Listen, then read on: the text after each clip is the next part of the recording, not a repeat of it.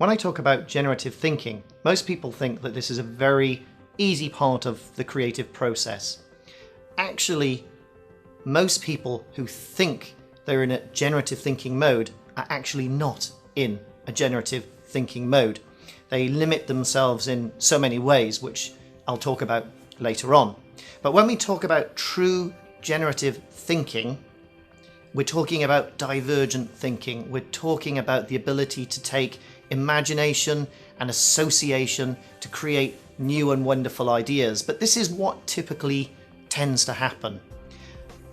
When people come up with ideas, the first set of ideas, the first 30% of ideas, the first third of their ideas that they come up with tend to be the most obvious. They tend to be the ones that come from previous experience. They tend to be ideas that aren't, quite frankly, unique enough to be truly creative ideas. But that's where most people stop.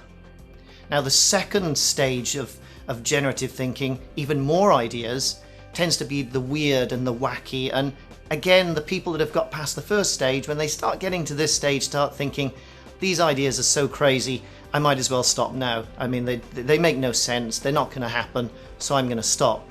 Such a bad thing to do, because where the real, unique and powerful and new ideas come in are that last stage. The last third of the sort of idea generation stage is when you take the weird and wacky ideas and let them blend in with the most obvious ideas that you've captured initially.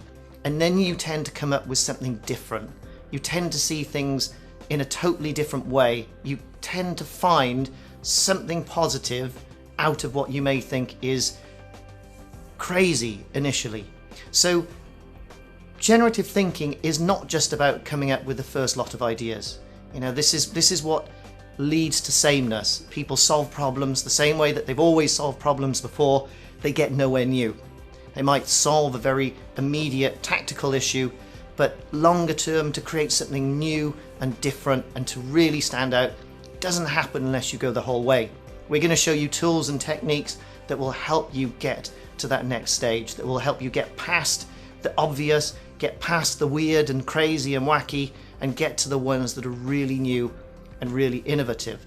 Now, that's so important because when I go into groups of individuals, and yeah, as I've said to you before, I've worked with many Nobel laureates, I've worked with scientists, with chief executives, with musicians, even with children.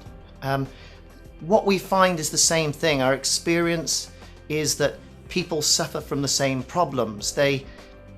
You'll have different peoples within a group with different styles. Some people will be highly analytical and they'll say they struggle to come up with new ideas because they analyze too much. You'll get others that grab onto an idea almost too soon and they run with the idea too quickly and then they can't get back.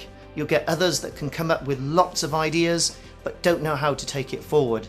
You get others that just can't come up with any ideas. So you end up with this broken dynamic, this broken group activity that's supposed to be brainstorming. And as I'll show you later on, most brainstorming sessions aren't actually generative thinking sessions. It's quite crazy. So what people need to know is what practical creativity really means. Creativity has to be purposeful. It has to have structure to it. Like anything else, if you have a system and a process to support it, it can become far more effective.